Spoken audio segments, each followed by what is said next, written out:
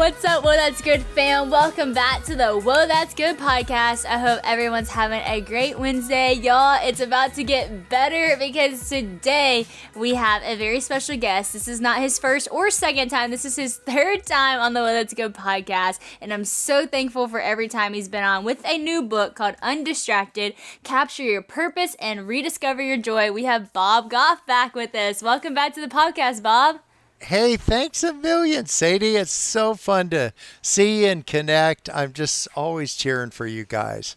Gosh, thank you so much. Well, I'm excited to have you back. And know I've already asked you the question of what's the best piece of advice you've ever been given. And I've actually probably asked you twice. So for the third time, I'll just ask you, Bob, just give us a good piece of advice. I know that you are absolutely full of it. Yeah, I remember last time we talked about it, it was 100% kindness and 0% drama. I remember you sent me something. Yes. Still got it, girl. I just love that thing. Here's a thought for now. Instead of being distracted by what's going on around you, take a moment and figure out what's going on within you. So I think a lot of our time we're like figuring out what's your position on this and this and this and this.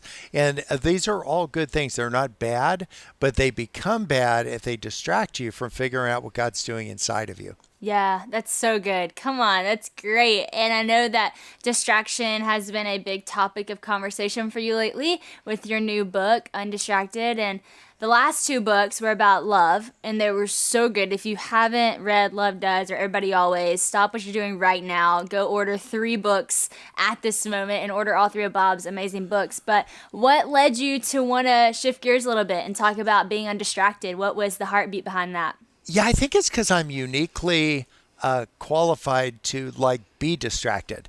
As a flaming Enneagram 7, that's where we live. Everything in our mind is a carnival. It's just you're just doing the coin toss. You're trying to get a goldfish. You're your mind is just constantly distracted. And I couldn't find a book that helped me focus. Yeah. And so you kind of write the books like you do. You write the book you need. I went out and watched this glorious sunrise in San Diego Bay. It was one of those just moments. And I just came back having started the day so well. But we've got a little dock behind the house. I got back to the dock. I went up, I lit a fire, and another boat like mine pulled in a little while later, and it looked identical. I got the binoculars out because it's on the other side of the bay. It's my boat because I hadn't tied it up.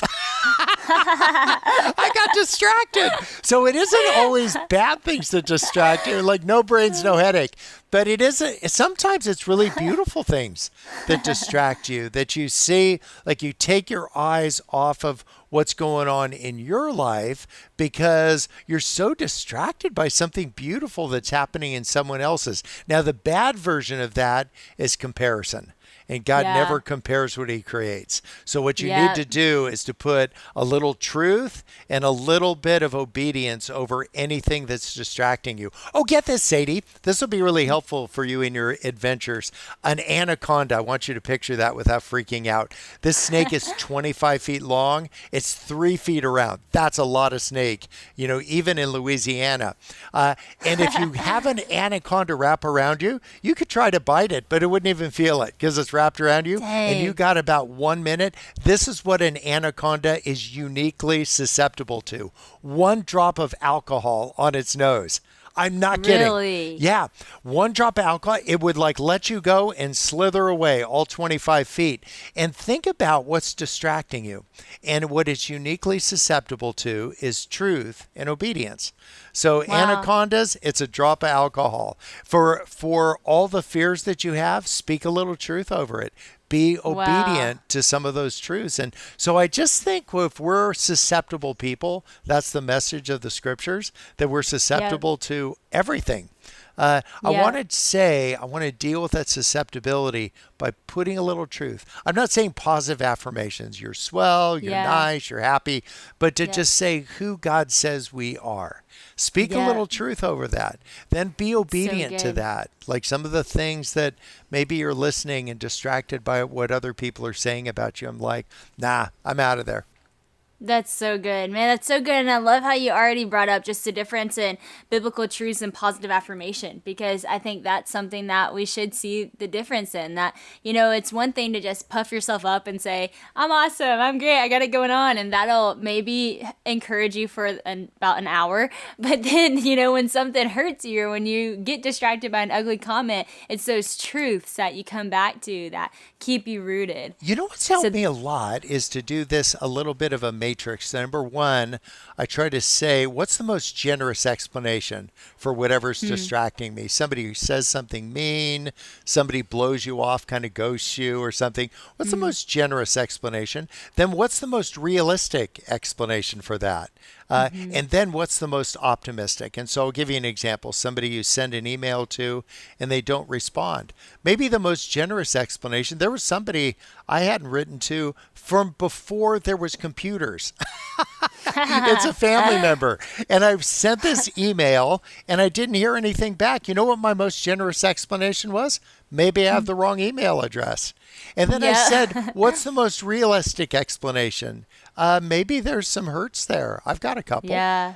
Maybe they do as well. Sometimes if somebody hasn't spoken well of you, that there's some unresolved stuff and a big chunk of truth in there, something for me to learn. Like I maybe need to own a little bit of that and then change some of my ways. And then what's the most optimistic thing? And here's the most optimistic with the person I emailed. Maybe they'll email me back tomorrow. Maybe most optimistic in the painful words that might have been spoken about you to say, maybe I can change. Maybe with Christ's help, I could find not a better version of me, but a more accurate reflection of him. Wow, that's great, Bob. That's so good. One thing you talk about in the book is kind of being willing and able to stop in those moments that you need to stop and reset, hit the reset button of your life. And that's a hard thing to do. That's a hard thing to do for most people. And I think it does require a moment of stopping, not being distracted, to stop and look at yourself in the mirror long enough. The most honest version of ourselves, nobody wants to do that because that brings up embarrassment or shame, or we feel guilty or we feel like not enough or whatever. But in those moments, whenever it's time to stop, how do you get past those feelings of that embarrassment or that fear to even deal with who you are in order to stop long enough to become who you want to be?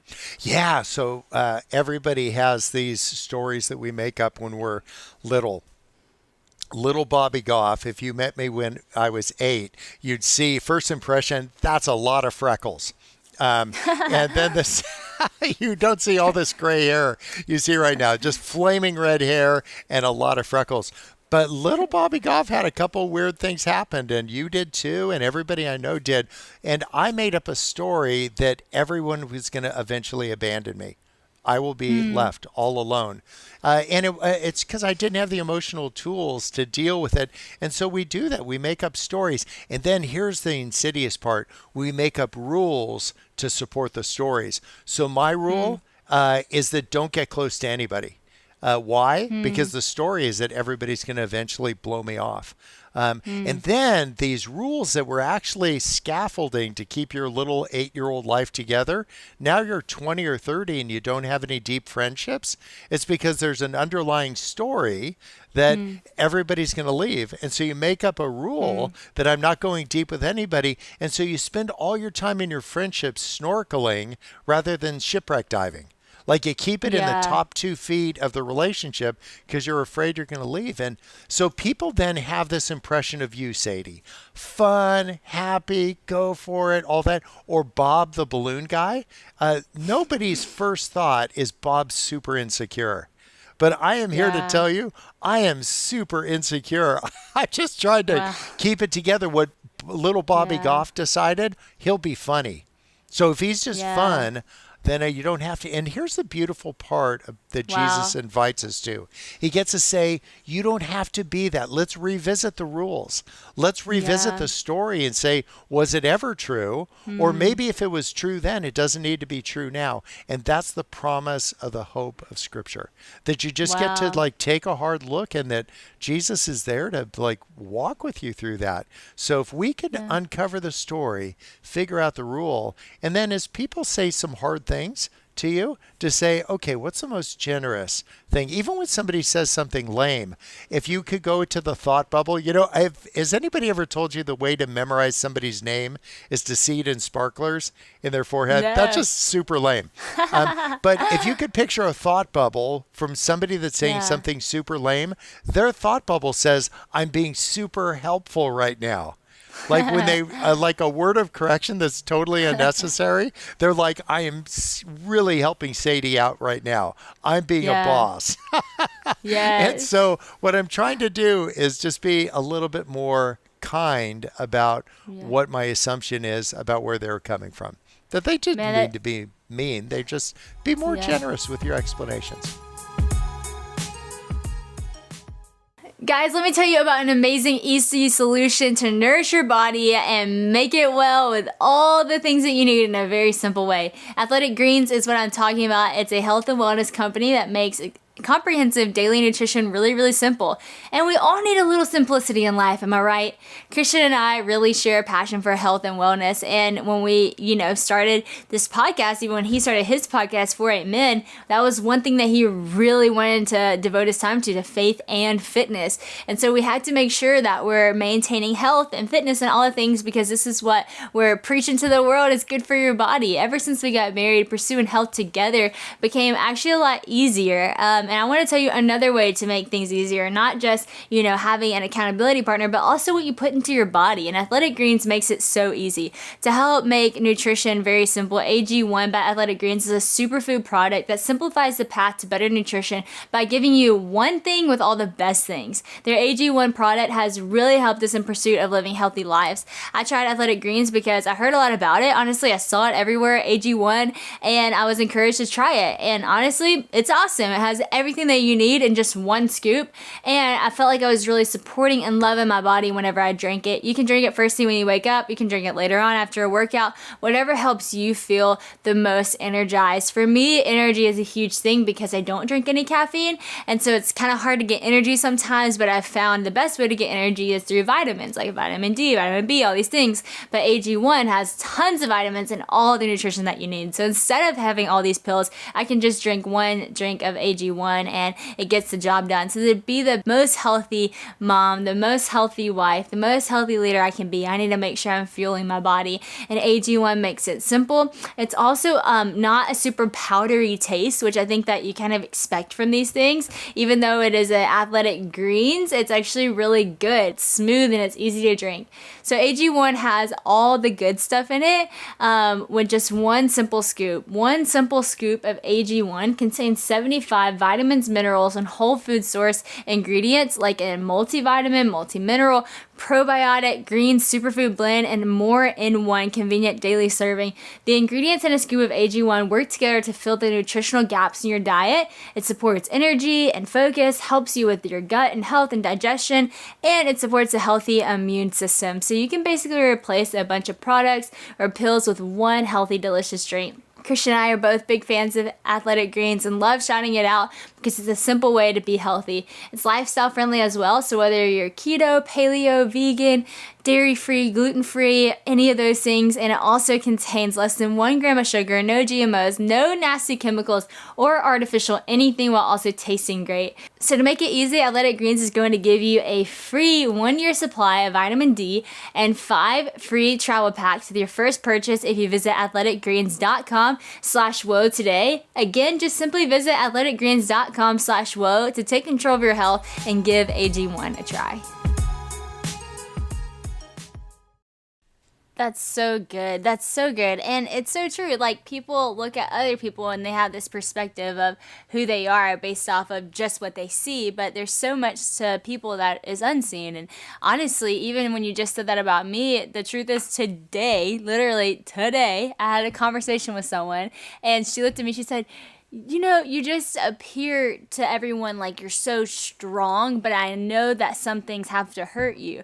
And I said to her, they do hurt me. And then she said, well, why don't you share that? And I said, well, because you never know who's going to leave you. And it's easier to not share because then I don't feel like I get backstabbed when the person leaves. And I think, and it was just a really real, honest conversation. And I think, when people see me, they say, oh, she has so many friends. She's everybody's friend. And the truth is, I will confidently say I am everyone's friend, but it's really hard for me to let someone be my friend. I will be there for everyone, but it's hard for me to let someone be there for me because when I open my heart in that way, then you're scared. Your heart's going to get hurt. But the truth is, even in saying that, and in saying that I am scared of those things and those things do hurt, every time I've opened my heart, the friendships are worth it. The beauty behind all that fear that you have is the beauty of life. Like it's the joys of life. It's the celebration things. So I'm glad that you said that because I do think that people, might look at me and have a certain perspective. And I don't want people to think that those things are easy for me just because I appear strong or friendships are easy for me just because I have friends. It's still hard, And so I love that you're speaking to you speak to such hard things with such a joy wrapped around them. And I'm really thankful for that because as you were talking, I was feeling convicted because I'm like, man, I hope people know that about me too. And I want to share some of those unseen things as well. And we're actually kind of just one safe friend away from making some progress. Like think of one safe friend. You got dibs on Christian. He robbed the bank getting dibs on you. Totally. But to just have then to say, could I do that outside of my marriage or the closest relationships? Can I add one more safe friend? And even a better question is, can I be that safe friend for somebody else? It's good. Can I just be the safe spot, the wide part of the road where somebody can come and unload something that they just don't need to carry around anymore? Yeah. And so I think for you and I, this idea of to say that's a really good thing to do. If you've ever seen somebody who had their luggage break, let's say they had a rolling duffel bag and they've got it by the handle and they're going down the street and then the stupid handle breaks. So what you need to do is you carry the duffel bag like hugging it. And so as you're walking down the road, you can tell there's a person that doesn't have a handle on it. And I'm like, this will preach. Like we need to get, I don't want when I meet you to have you have the big duffel bag of all my unresolved stuff that I've got my arms around, because you'd be like, Bob, I feel like there's something that's come between us, and it's all the stuff that I don't have a handle on. And so what I'm trying to do is a little at a time, get a handle on that. Whoa, that's a whoa, that's good moment. That's so good. I love your analogies. It's awesome. And I think like sometimes we think whenever we face a disappointment in life or whenever things don't go well, that's a massive setback. And I love how you wrote in the book, some people let disappointments turn into distractions. You say, don't be the kind of person who falls for that trap. Stop thinking about how unfair life is and turn the letdowns into lessons and the disappointments into determination. And I'm like, man, that is so good. Somebody needs to write that on their mirror like today. Someone needs to put that as a banner over their life because so many people just sit in those disappointments, and it's so true. Let them become a distraction. So can you speak to that a little bit about how disappointments don't actually have to be a setback, but can actually be almost a setup in your life? Oh, I like that. Yeah, I'm just thinking like a setback doesn't need to be a campsite. Like, so you had something, it got really wonky, you wish it wouldn't. There's enough truth in there for me to say, how can I grow in this? That doesn't mean you need to put yourself around people that are constantly trying to teach you how to grow, because that can be really tiring. What I want to do is influence people. I don't want to control them. And that's a really subtle but important distinction. We swang through the South on a little bus tour. We tried as an experiment, and we had so much fun. Sweet Maria came, and we went from place to place, and we got to some place, and there was a guy that really, really needed to talk about something. I could tell the person organizing it wanted me to be elsewhere, but this guy really needed to talk about something. And the guy organizing it came over, he grabbed me by the shoulders, like physically, and started moving me away from him. And I'm thinking in my thought bubble, what hospital do you want to go to? Taking baby steps. Had he said, Bob, I think I know why you're here. I think I know what you came to accomplish. And you could do 10 times more of that if you move 40 feet to your left. I'd be like, let's go. But Yeah. the fact that we try to get controlled, like we push back against control.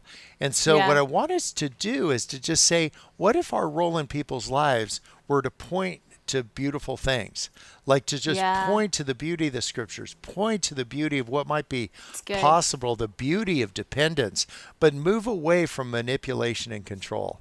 Yeah, I think that's good. Jesus leads people to Jesus. I don't think we lead people to Jesus. What we try to great. do is influence them, and the best way to do it is to do what you're doing. Just be a great example of that, an authentic example. Because as soon as I'm like Happy Bob, like Balloon Boy, like I'm bouncing out like Tigger everywhere, if I'm not feeling that, then I've made myself a caricature of who I really Yeah. am. I'm just like being the guy everybody expects me to be.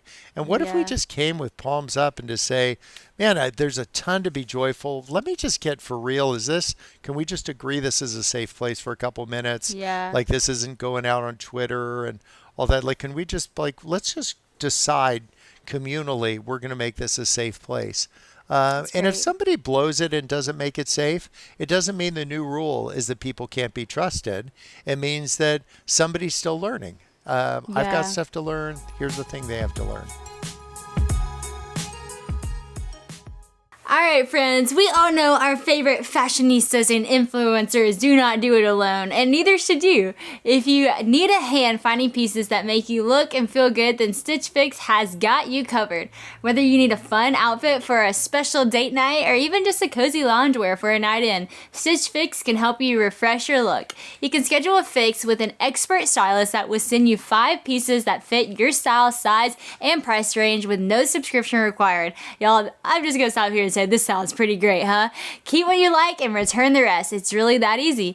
Or maybe you do love the experience of shopping, but you don't want to deal with the endless browsing and scrolling, then you can check out Stitch Fix Freestyle. It's an online shop built just for you. It's like having your very own clothing store, which I'm sure we all dreamt of as a kid. So it's pretty awesome. All you do to get started, you just have to take a style quiz so that Stitch Fix can learn your preferences, from your favorite colors to preferred fits and price ranges. So the way that it works for me is I went onto the website, took the styling quiz so that they knew what I liked, and then they sent me a box filled with all of the things that were so cute, like even some jean shorts with a cute top, and also some really great looks to make me feel confident for some Zoom calls for work. And they even know that I'm a sucker for matching pajama sets, and they sent me 2 of the cutest, softest pajama sets that I totally love and would have picked out for myself. It's so fun, and it is great because this is tailor-made just for you, pardon the pun, but it's an easy way to get items that are perfect for you and from brands that you trust and love like Madewell and Sanctuary. So it's time to get the looks and emphasize your incredible originality that you feel awesome in. So get started today by filling out your free style quiz at stitchfix.com/whoa and take advantage of the free shipping and returns. That's stitchfix.com/whoa to try Stitch Fix. That's stitchfix.com/whoa. Yeah, that's great, man. That's so good. It's so grace-filled too. And that's a lot of the theme of what everything you've said is just being grace-filled. Like, we're so quick to lose that grace. And I had this person in my life one time, and she told me that every single day she woke up and she asked God to give her grace for the day. And I thought it was so beautiful. And I thought about that a lot of times since I've talked to her about how just every day waking up and asking God for that grace, because that is so needed. And it's so, man, you really see how good God is, that he has that endless grace for us, but how short our grace can be for other people. And so I'm so glad that you said that, because a lot of the things that you say, even if it's a bad thing, you're like, but they're still learning. And even just having that mindset on people is so kind and so good. I wanted to ask you, because you are one of the most interesting people, truly. And I have had the privilege of knowing you, and I see maybe more than what some people see who are just follow you on Instagram, and you are that person. You do all these crazy things, and maybe even some things that people don't see. And to some people, maybe even to you, you might think that those are distractions, but also like those things are actually part of what makes you awesome. Like you fly planes and you travel all over and you start schools and you do balloon parades and all this stuff. And so, but you also are very committed to the things that you're committed to. Like you were a lawyer for so long. You do actually start schools all over the place and commit to them and see them come through. And I think that right now this generation is having a hard time balancing like, okay, I want to be the fun person and I want to travel and do all these things. But they don't want to commit to the things that are maybe their job or maybe that are hard. And so how do you do both so well? Like, how do you do the things that are fun and take on new hobbies, but still stay committed to the things that are hard and that you care about that look more like work than like fun? Does that make sense? Yeah, two thoughts came to mind. It's a great question. But first response, still learning. Like at 63, I'm still trying to figure this thing out. Crazy thing, Sadie, we get about 4,000 weeks. A little more if you eat broccoli and a little less if you eat Pop-Tarts. I'm talking to you, John true. Luke. But like what? But with this little bit of time that I have left, I just want to stay super curious and I want to be obedient to these things. Like these people, like if you want to meet Jesus, he said, this is it. He said, I was hungry and you fed me. I was thirsty. You gave me something to drink. I was a stranger. I was kind of creepy, but you invited me in. I was like naked and you clothed me. I was in jail and you came. Like I was just thinking hungry people, thirsty people, sick people, strange people, naked people, and people in jail. And so what I'm trying to do is to just say, what can I learn? I just hired a guy. He's in San Quentin right now, but we think he's getting out at the next parole board hearing. Wow, and he's that's been in awesome. for a minute. He started growing his dreads out when he went into San Quentin 25 years ago. Sadie, they are down to Whoa. his ankles. That Oh brother, my. he has got some dreads. We're going to need to get Oh a middle my. seat on the plane just to fit his dreads. They are glorious. Well, I've said you're going to be my new body man. Like where I go, you go. And I wrote to the parole board. I said, like, where I go, he goes. Just let him out. He's my new guy. And I'm just living with that kind of anticipation. And I'm not doing it to be a nice guy. I'm doing it because Jesus said, if you meet them, you'll meet me. And if Yeah. you don't find yourself on the way towards hungry, hurting, isolated, lonely, sometimes creepy people, then we're not meeting Jesus. Because that's Yeah. where he's always on his way to. And so Yeah. this dollop of obedience to say, it's going to be awesome. I mean, we're going to get stopped a lot, but which is awesome because I am going to learn a lot from him. Sweet Yeah. Maria Goff, she does not go out and do much stuff. He wrote her a letter and said, I've been going to San Quentin for 5 years teaching these guys every or Yeah. learning from these guys more accurately every 3 or 4 weeks. He wrote to her and said, will you come and visit me? I know you don't go out and meet a lot of people. And she said, I'm in. So next week, we're over there together. No way. That's awesome. I felt That's like so this- good. Yes, but That- I think that's, again, evidence of Jesus. And so, in summary, to say, don't think about doing it across the ocean if you're not willing to do it across the street. Don't tell me Yeah. go to the ends of the That's great. earth if you haven't gone to the end of your block. So let's Yeah. do that for the people that are near you. And then maybe do these other things, but don't go there trying to fix it, but show up to say, man, what do I learn in this thing? Where is it that the next kind of drop's going to be? And you don't have to wait for something magical. I feel like my Yeah. faith is really steak and potatoes. It's just Jesus already wrote it down. Like it's already good. like there. You want to know him? Read up about it. But then don't just read. Like say like do something. And the Yeah, crazy it's part, good. Sadie, as a 7, I want to like ask Jesus, so how can I help you out? And he says, I don't need your help. I need your Yeah. heart, Bob Goff. I don't need your pithy Wow. sayings. What I need is you to be obedient and show Come on. up. It's great. Come on, that is such good advice. I love that obedience. It's like it's so important. And I love how you talked about you've been going there like every 4 weeks for years. And I think that commitment, what you see from that is you see relationships built. And I think that's why sometimes we struggle to form relationships because we're unwilling to commit to the process of them. Or we struggle to, see great outcomes of things because we struggle to commit. And your commitment to certain things has built such beautiful relationships and just caused some incredible work to be done around the world. And you literally have relationships all around the world, but I know you have relationships on your own street too. And that's a really powerful thing. I love how you talked about your relationship with Jesus being just, steak and potatoes, how you said it. Yeah. And I loved in the book you talked about this because I've said this so much too. You talked about how not everybody has to have a quote unquote quiet time or quiet time in the morning.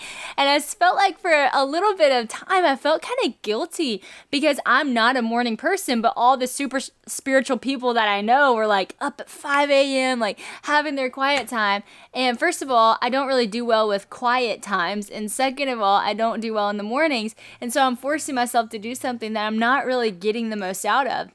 And so one time it dawned on me that Jesus didn't set this meeting. I did. I'm like, sorry, God, I didn't get up. But God isn't like telling me I have to get up at 5 and do it this way. God just wants me to be with him all times. So when you wrote about this, I was like, yes. So talk to me about sometimes the loud times. Talk to me about the times with Jesus that don't.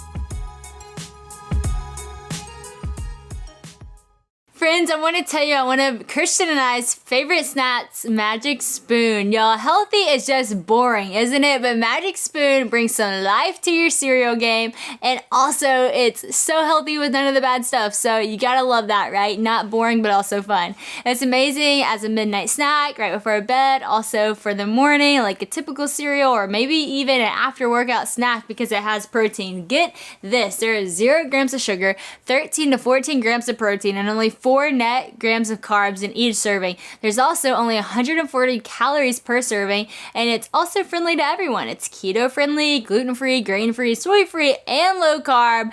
But they also, like I said, do not have it fun-free. It's all good. They also have incredible available flavors that you can build your own box with. You can build your own custom box with flavors like cocoa, frosted, fruity, peanut butter, blueberry, cinnamon, cookies and cream, and maple waffle. It's truly the best snack ever. Like I said, you can eat it in the morning, at night, after a workout with delicious flavors. Christian tends to like the chocolatey ones. I'm a sucker for anything cookies and cream, or I also really like the fruity ones too, like the blueberry. It's healthy, it's delicious, it's just a great snack. So go to magicspoon.com/whoa, grab your custom bundle of cereal today, and be sure to use my promo code WHOA at checkout to save $5 off your order. And Magic Spoon is so confident in their product that it's backed with a 100% happiness guarantee. So if you don't like it for any reason, they'll refund you your money back, no questions asked. Remember, get your next delicious bowl of guilt-free cereal at magicspoon.com/whoa and use my code WHOA, that's WHOA, at checkout to save $5 off. Go enjoy. Oh, heck yeah. It's been 25 years since I had a quiet time. Like mine are super loud. I'll just think of everything I wrote down. I've taken a couple notes just while you and I are talking. But that whole idea is to take notes about what's going on, like actually live a noteworthy life. It just means like be so engaged, be so curious. Philippians 2:20 takes such a genuine interest in other people that you're taking notes. And then in the morning or whenever it is that you find that time to talk to God, check it against Scripture. Go full Apostle Paul on it to say, I know it sounds right, but is it actually true? So you can put that dollop of truth, and then the obedience is the actually go do something about it. I can tell you, we have I think a mutual friend. He's had a bad diagnosis, and he was down at MD Anderson to find out what it was going to look like for the balance of his life. And so I was flying down there to be with him, and I'm reading in James, it says, are you sick? Like, get the elders to come anoint you with oil. And Sadie, that is so not part of my faith tradition. But I'm older than dirt, so I figure that I qualify for this thing. So I thought, well, I'll go to a grocery store, I'll get some Wesson, and then I'll just do do that. But there's no grocery stores by the hospital. But get this, there was a Burger King. And so I told the guy what I'd been reading, and the guy at the fry machine, he gave me some of the oil from the fry machine. I'm walking through the lobby, looking like I'm holding my own urine sample. And I found my friend, and he went into that MRI machine, smelled like a bag of French fries. And I realized that's what obedience looks like. I don't get it. It's not part of something I've done before. But if God said it, man, I'm just going to try to do it. And he said, deal with insecure, creepy people like me. Like me. I'm that guy. Yeah. Like, I'm insecure. Yeah. I'm often misunderstood. Do you get misunderstood very often? Totally. Yes. Heck yeah. Totally. I think we all do, right? Oh, they killed Jesus. I mean, what's a bad day for you? Like, so when it happens, I'm not surprised by that. Somebody asked me, actually, it was recently, and they said, are you watering down the gospel? And I actually said, yes. Like, I want to make it for thirsty people. Like, I would hang a salt lick at the end of every pew just so people would be thirsty for Christ again. That they wouldn't just come to agree with him. They wouldn't come to be informed. They wouldn't come to be inspired. They'd come to worship. Like, I want people to be that thirsty again. And I want to start with me. I'm not trying to figure out everybody else's stuff. I want to be like, I want to cultivate that thirst, but with a very reformed, accurate view of Scripture. To say, I want it, if he said it, I'm going to do it, even though it feels a little weird. Yeah, wow, that's so good, Bob. That's so good. And I love that, here we have it, you saying you haven't had a quiet time in forever, but it seems like you're more in love with Jesus than ever. And so I am not in any way, shape, or form bashing quiet times. I think that is needed. I think that is beautiful. And I think that Jesus set that example, that he would get up early and he would go and be with the Lord. And it is always a good thing to be with the Lord. But there is something really beautiful to not just making it a time, like a 15-minute, a 20-minute, but a 24/7 thirst for God. And I think that's what I hear you saying. And it's just beautiful when you live your life like that, because that's the richest it gets, when you're constantly thirsting for the Lord. Yeah, I think there's some time that you and Christian have that are really beautiful and quiet and sitting by the fire and all that. But I bet as you guys were getting to go deeper and deeper levels, I think there was a lot of conversations going on. And there was a lot of laughter, and there was a lot of like, no way. And that kind of thing. I'm not saying just yippee skippy, because I know you guys talked about hard stuff and important stuff and stuff that you didn't understand. I love it. In Mark 9, it's a dad like me, and he says, I believe, just help my disbelief. And so some people see it's binary, you either believe or you don't believe. And here's a guy getting real saying, I got some stuff I believe, and help me with the parts that I don't just have my arms around. I'm trying to get a handle on it. And if we could get vulnerable and real enough. Do you know when Jesus in 3 years, he asked 307 questions and he only answered 3? Is that crazy? Wow. That is crazy. 3 years.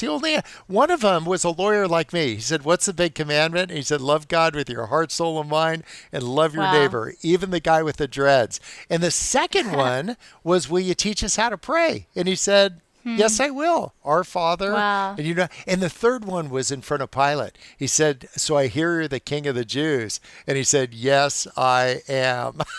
Wow. I love that. So if somebody awesome. asks you a question and you don't have an answer, say, I've already given my 3 answers. Ask me in 3 years. Yes. That's so good. I love that so much. You actually did talk about just some of the hard aspects of faith in the book. You said faith is having the guts to ask the questions about your beliefs, knowing that God's love is big and patient enough to cradle us in our disbeliefs. And so have there ever been moments in your life that you've had to really ask God those big questions? And from asking those big questions, where do you feel like that led you to a place with Jesus? Yeah, I think of a person that I loved a lot that lived across the street. I mean, some people that have read my books know her as Carol. That's why I still wear a crazy Red Sox hat, even though I've never been to a baseball game, because it was her hat. And I just, every Yeah. time I think of that, I think, love my neighbor. And when she went home to heaven, I'm like, I got some questions around that. I'm not mad. I'm sad. But I got some questions. And I think just this side of eternity, there's going to be some stuff that I just don't understand. What That's I want right. us Yeah. to do is figure out what you don't know, where you're just not there yet. And so Yeah. I love that. Lindsay was teaching kindergarten, and she said they don't get grades like ABC. It's like they've mastered the topic, or N for not yet. They get an M or an N. And I think on some things with my faith, I'd say I'm an N. Like I'm just Yeah. not yet. I'm not there. And I think that had Ananias and Sapphira done that just to say, I want to be generous. I'm just not all the way there. Yeah. He was more generous than I've ever been. It said he gave away everything almost. Yeah. And Almost. chilling words from the apostles, you haven't lied to men, you've lied to God. And so I want to own that sometimes this appearance, a subtle pressure that people listening might feel, that you might feel, that I might feel, that we have to appear that we're at a place that we're not there. Just say like, I'm not there yet, but you know what? Yeah. My prayer is that God would help my disbelief. Maybe Wow. somebody who's really wounded you, to say, I can't believe that happened. What happened is you just got your feelings hurt. And I want to Yep. say, what's the most generous? The most generous explanation is they are really good people and they didn't mean to. What's the Yep. most realistic explanation? I probably need to own some of that. But Yeah. there's enough that's true in that. What's the most optimistic? Jesus could change me. That's good. So good, Bob. Everything you say is just very hope-filled, and so thank you for that.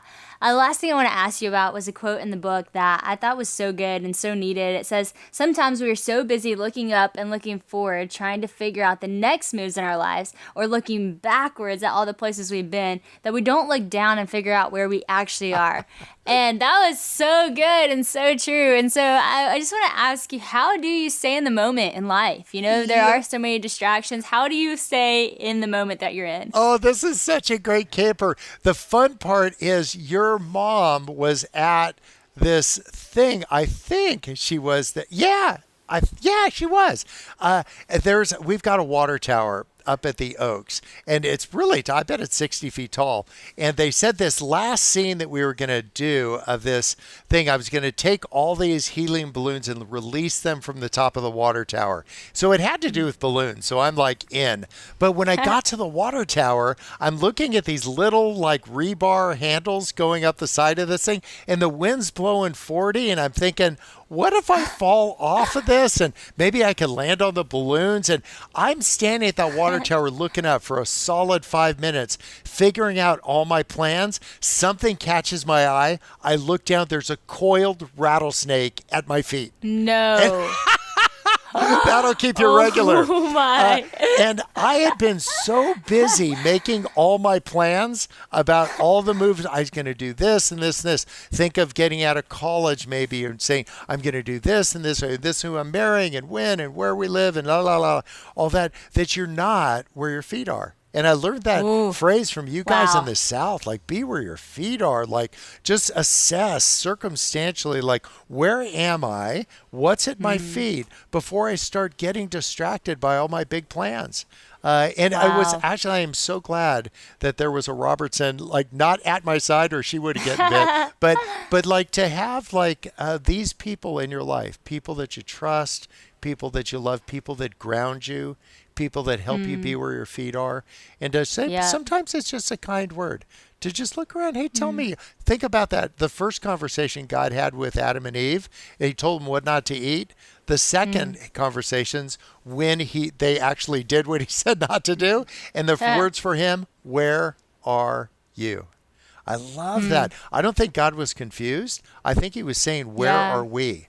Now that it got really weird, like where are we? And what a great conversation to have with yourself, to be where your feet are. Where am I right now on faith and relationships and the tricky stuff?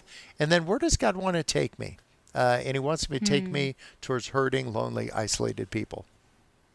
Man, that's so good, Bob. Well, if you're listening today to the podcast, I just encourage you, go back about 15 seconds and listen to the questions that Bob just asked. Actually, like you said, camp out there for a minute. Answer these questions, because I think by giving yourself some of these answers, you can be where your feet are. You can sit there and be planted in the space that you're in and not miss the moment.